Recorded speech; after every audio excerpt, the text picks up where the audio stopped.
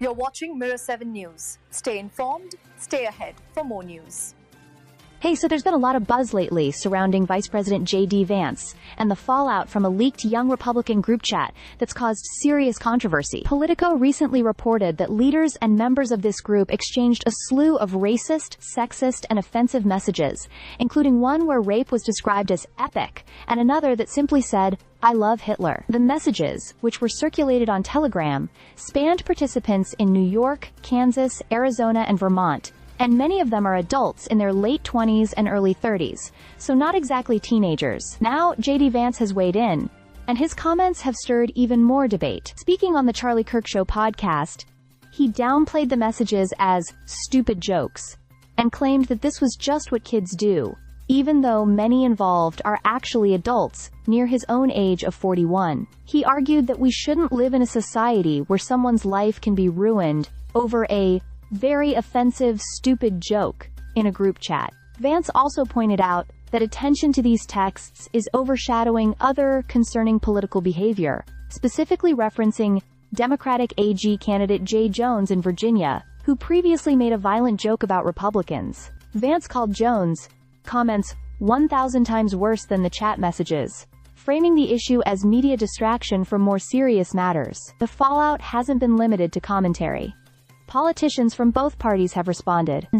In Vermont, Republican leaders and Governor Phil Scott called for State Senator Sam Douglas to resign after his participation in the chat was revealed. Similarly, New York Congresswoman Elise Stefanik demanded that those involved step down, calling the messages absolutely appalling. Republican Party leaders in Kansas, like Denidre Herbert, have also condemned the remarks, emphasizing that they do not reflect the beliefs of Republicans as a whole. Democrats, meanwhile, have been uniformly critical. California Governor Gavin Newsom requested a formal investigation, describing the messages as a hostile and discriminatory violation of civil rights laws.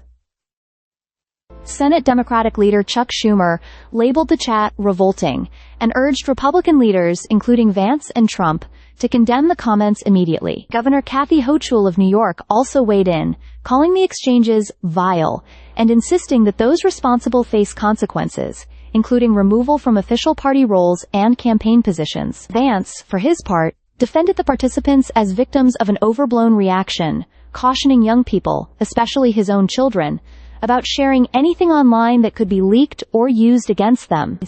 He framed the situation as a broader cultural debate over how society judges youthful missteps and offensive humor in the digital age. So while the conversation continues, the incident has already sparked a major debate about accountability, free speech, and how political figures respond when private, yet highly offensive, messages go public. The Young Republican National Federation has called for those involved to step down, but as Vance highlighted, opinions remain sharply divided on what constitutes an unforgivable offense versus a misjudged joke. The story is still unfolding, and it's clear this controversy isn't going away anytime soon. Stay subscribed for more videos.